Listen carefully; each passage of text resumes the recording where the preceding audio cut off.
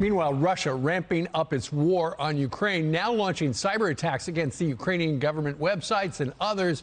This is the White House denies report that President Biden has been briefed on offensive cyber attack options against Russia, though the president says we're ready on defense.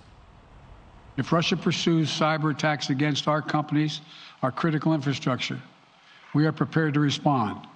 For months, we've been working closely with the private sector to harden our cyber defenses, sharpen our ability to respond to Russian cyber attacks as well. So could the United States be the next target? And what would a cyber war look like? We've never actually had a full-blown worldwide cyber war. Let's bring in our panel to react. Heritage Foundation fellow Kara Frederick joins us from CPAC, former State Department Senior Advisor Morgan Wright, along with Kurt the Cyber Guy, appropriately. Hey, Morgan, let's start with you. You know, I realize Jen Psaki is pushing back on the NBC report, but it does make sense that the president had been briefed on options for the U.S. to carry out massive cyber attacks against Russia.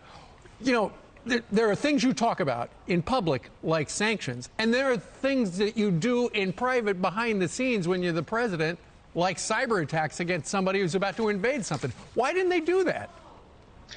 Well, Steve, here's the thing. We don't know that they haven't, at least to some point. You know, the freedom of the press is not what it is in Russia. Journalists disappear in Russia. Vladimir Putin has had some of them killed. So there may be some things going on. The other thing, too, is I don't know where their red line is in saying if you do X, Y, and Z, we're going to do things. Definitely, if you look at NATO partners like Germany with Nord Stream canceling that, they're a big target for that. If you look at our electric grid, I just put out an article in the Daily Mail talking about what a future Cold War is going to look like. I think our things that are at risk are the two things that you go after to bring a nation to its knees, power and water.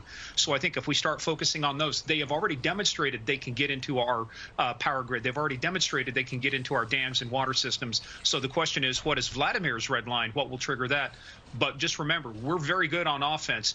A lot of people may not see these things, but I will tell you, between that and the NATO center that's in Estonia, the cyber center, we're doing pretty good. It's just a question, when will they pull the digital trigger? Yeah, exactly. Kara, what do you think's going on? So I think this is interesting. Right now, we're looking at the DDoS attacks, those wiper activity disguised as ransomware.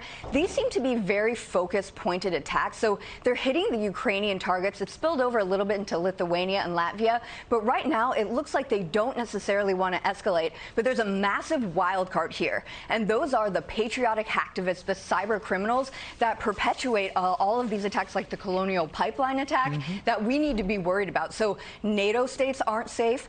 Our critical infrastructure isn't safe. These guys never let a crisis go to waste. So that's what I'm looking at right now. U.S. critical infrastructure, our companies, our private businesses, we need to adopt a heightened security posture, because these guys, their intent is geopolitically aligned with the Russian government, and they are raring to go. So keep an eye on that.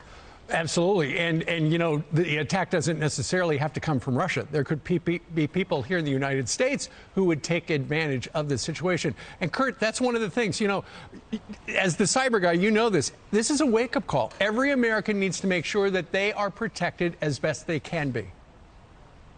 Undoubtedly, it is a wake-up call. Even this week in Seattle, Washington, Expeditors, a freight forwarder responsible for sending freight to 300 different locations, had to shut down under attack. We don't know if it's Russian. It's suspected. But here at home, American businesses are often caught off guard. And this is the loudest bell we've heard so far. To even at home on your own devices, one weak device is an entry point. This is not rocket science. You need protection at home. You have to do it if you haven't done it already. Lock up your digital world.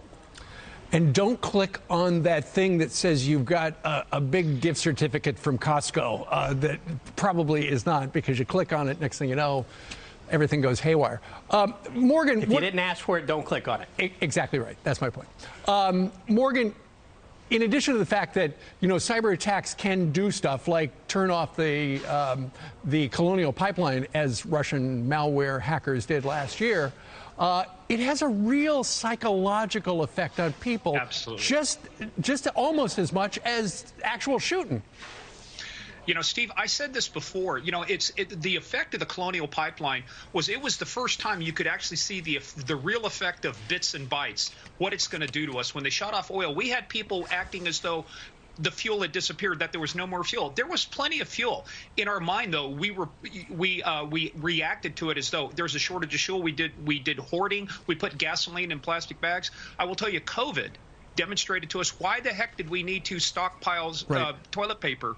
But that's the point. Perception is reality. All warfare is deception, according to Sun Tzu. And in fact, one of the things Russia's doing right now, they're targeting Ukrainian soldiers with SMS messages to demoralize. The psychological impact of it, there's psychological warfare, but then there's the psychological impact on the citizens. Absolutely. And Kara, we want to think that our government is doing everything they can to protect us, and maybe they are. That's one of the things they're not going to tell us. Real quick.